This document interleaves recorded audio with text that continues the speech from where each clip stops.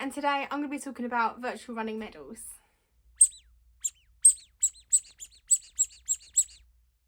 So if you've been to my channel before, hello you, come on in, take a seat, you know the drill. And if you are new to my channel, then hello, I'm Lucy.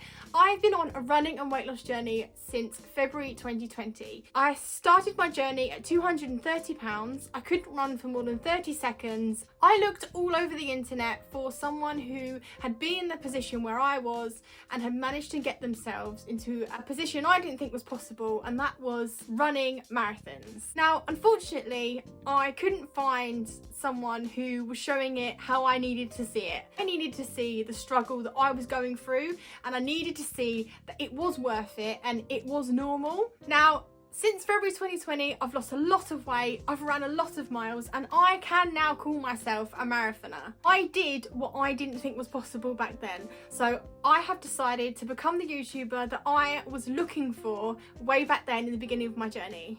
If this is the kind of content that you need, then make sure to hit that subscribe button, hit the bell for notifications on when I upload, and if you do enjoy this video, then give me a thumbs up. In a recent video, I mentioned that I do virtual running events and I earn virtual medals. I suggested going into a bit more detail with that because it isn't really something I spoke about before, and I had quite a few people say yes, please make that video, so here we are, I'm making that video for you. What is a virtual run? A virtual run is a physical run that you do, but you log it on your watch or you track it on your phone, whatever it is that you use, and you can put those miles towards an event that you are technically running virtually, but you are still physically running. What kind of events can you do? So when it comes to these events, there are several different kinds of events. There are a variation of distances and there are a variation of the type of event that they are. Let's start off with the distances. I am going to talk a lot about Conqueror Challenges. I'm in no way associated with this company whatsoever. I literally just have been purchasing their running events since right from the very beginning, to be honest. I haven't been paid. This is all my genuine opinions. I'm worried that this might sound like an advert for this company, but I'm just absolutely just so in love with the success that I've come from these medals. But regardless, for an example, because there are loads of others out there, what they do is they create an event and it can be a variation of distances. The great thing I find of doing it with Conqueror's Challenges is that they have it's all themed and there's a reason for those miles. So 1,084 miles, I think it was, that I did, was because that is the length of Land's End to John O'Groats, which is the full length of the UK, and they have a themed medal, a themed event, but the variation of distances is really good because you can pick how far you want to go, what's going to be a challenge for you. Do you want to do it in one go? Do you want to do it over a certain amount of time? Pick whatever mileage you want to go for. There will be a virtual running medal out there for whatever distance you're looking to do. There are also virtual running events, so there will be events that will be on, but you can run them as well, but you'll be doing it virtually. So for example, I ran the London Marathon virtually in October, just gone. I didn't get a place in the ballot, unfortunately. I will try again. I'll be trying again every year, but I didn't get a place, so I decided to sign up for the virtual run. Now with the virtual run is a bit different to Conqueror Challenges. With Conqueror Challenges, you can pick how far you want to go, and you can pick obviously the theme that goes along with that, and then you decide how long it takes you to finish that distance. If you want to do it in one go, if you've got yourself, I think there is a marathon distance on there. If you want to run a marathon and have that at the end, then you can do that in one go. Or if you just want to run half a mile every day for however long, you can do that and count it towards, and eventually you'll earn the 26.2 mile medal. Then that's up to you. But with the virtual running events, they tend to be, you have to do that distance on that day. With London Marathon, what they said was, okay, on the day that London Marathon starts, you have from 12 till 12 to run a marathon.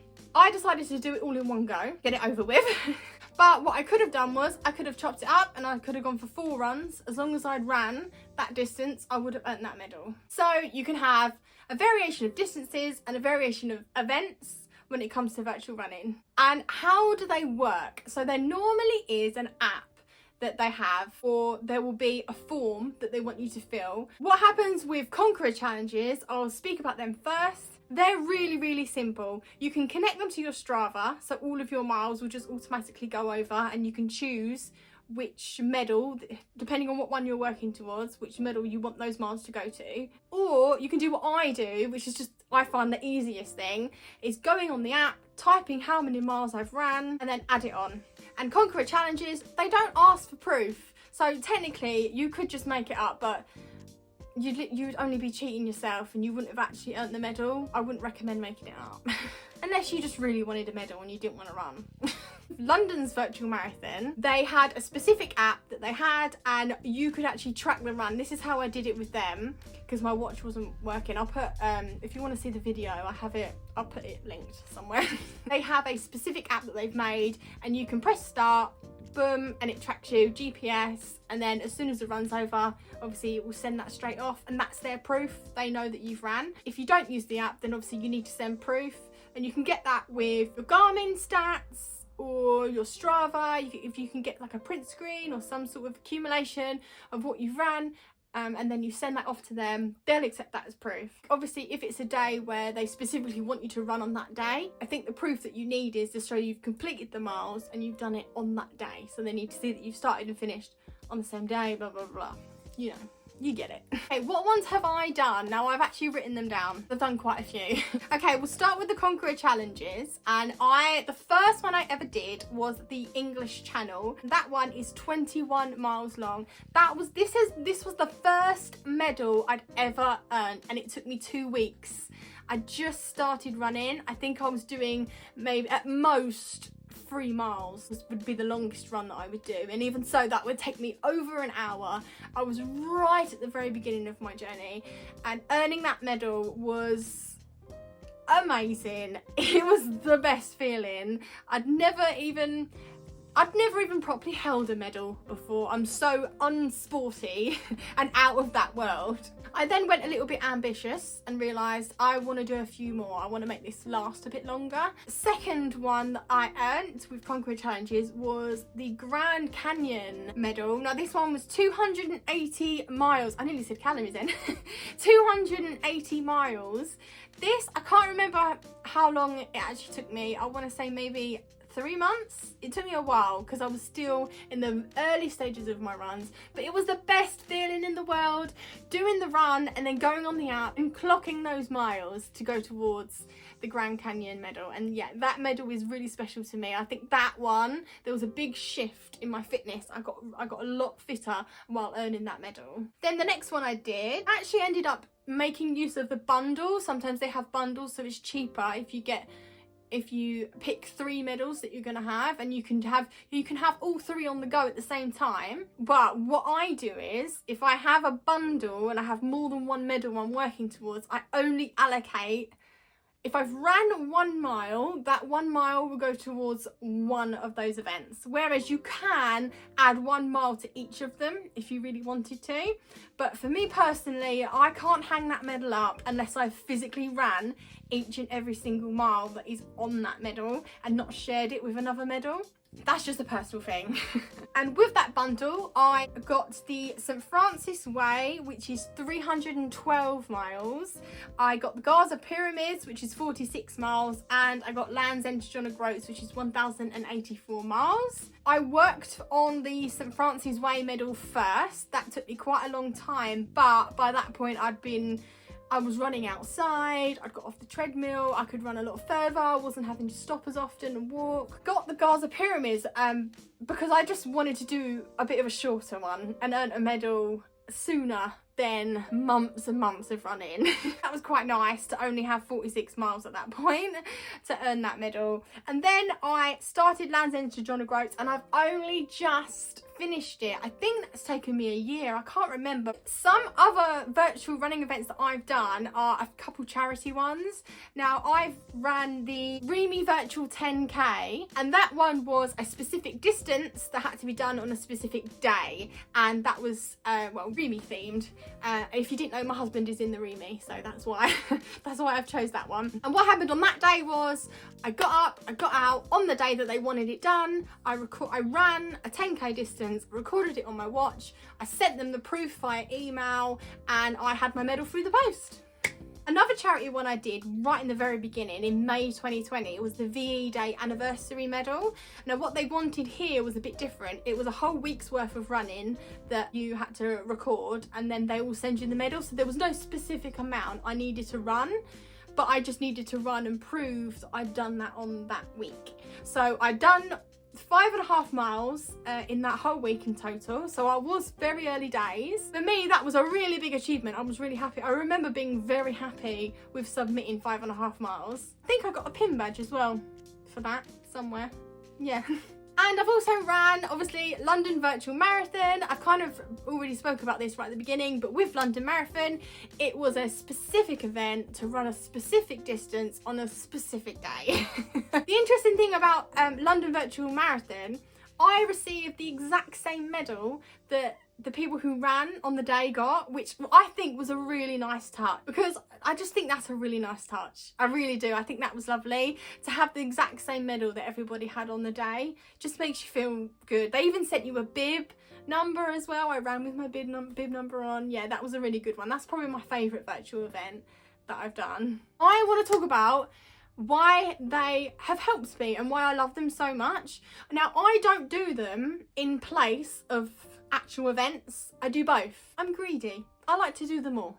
What I find with having a virtual event that I've got on an app or that I'm working on, every single run that I do, whether it's the best run I've ever had, the quickest run I've ever done, or it's the worst one I've ever done, I've fallen over, I'm injured, I've cried halfway through. Whatever type of run I've done, a mile is a mile and they all count. And it teaches me that every single mile matters. No matter how you've got it done, no matter how quickly you've done it, the app doesn't care how quick I did it. The app doesn't care if I cried halfway through.